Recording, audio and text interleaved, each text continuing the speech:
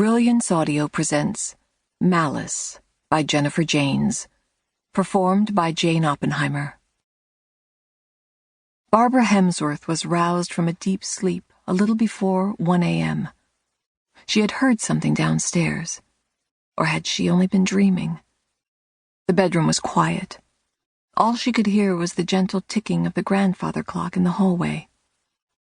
She rolled over and reached to touch her husband, Sean, but his side of the bed was empty. He must have fallen asleep on the couch again, she thought. Frowning, she peeled back the covers and threw her legs over the side of the bed. Then she pulled on her robe and stepped into the dark hallway, the hardwood floor cold beneath her bare feet. Downstairs she found Sean in the living room on the larger of their two bisque-colored couches. He was fast asleep, still wearing a shirt and tie. His laptop was on the coffee table. A manila folder lay beside it, but half of its contents had spilled to the floor. Her husband was a pediatrician and often stayed up late charting, reviewing labs, and responding to patient emails, so finding him collapsed on the couch wasn't odd. Especially lately. Things were tense both at work and at home.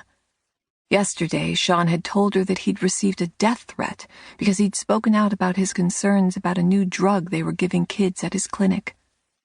He'd been instructed to recant his concerns publicly, but Sean hadn't been willing to do so. He'd gone to both the police and the FBI with the threat, but neither had seemed to take him very seriously. Earlier that day, Barbara had upgraded their home security system and instructed their teenage children, Justin, 16, and Maddie, 14, to stay inside the house until further notice. There was to be no going out with friends, not even school, no going anywhere, period, unless they were accompanied by either Sean or Barbara. Barbara stared at her husband. His mouth was slightly agape, and he was snoring softly, rhythmically.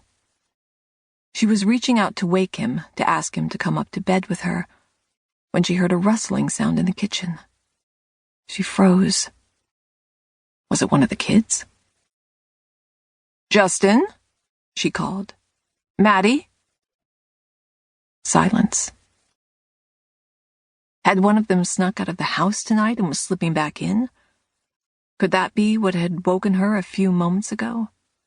Justin had been grounded a month ago for doing that very thing, but she caught him sneaking back into his bedroom window upstairs. Not a door or a window down here. Plus, now that the security system...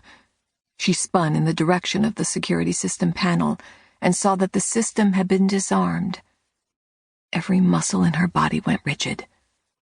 She remembered Sean engaging it earlier that evening. She'd watched him do it. Who would have turned it off? A shadow darkened the other side of the room, and a man stepped in, holding a gun. A bolt of terror shooting through her, Barbara screamed for Sean to wake up. 14-year-old Maddie was lying upstairs in bed, texting her boyfriend and listening to the band Fall Out Boy, when her door swung open and her older brother Justin came bursting into her bedroom. She jerked to a sitting position and yanked the earbuds from her ears. She was about to yell at him, to ask him why the hell he was barging in without knocking, but stopped when she got a good look at him. His face was pale and his eyes were round as saucers. Her heart stuttered. Something was wrong. "What is it?" "You didn't hear that?" he whispered, his breath ragged. "Hear what?" He glanced nervously at the doorway. "I think it was Mom. It sounded like she screamed, but..." The hair rose on the back of Maddie's neck. "Seriously?" A shadow of doubt crossed his face. I'm not sure." The way Justin was acting was creeping her out. He was usually so calm and relaxed, maybe even too relaxed. She recalled how weird their parents had been behaving earlier, how they'd been whispering between themselves, and how insistent they'd been about her and Justin not leaving the house, about keeping the doors locked, not opening them for strangers.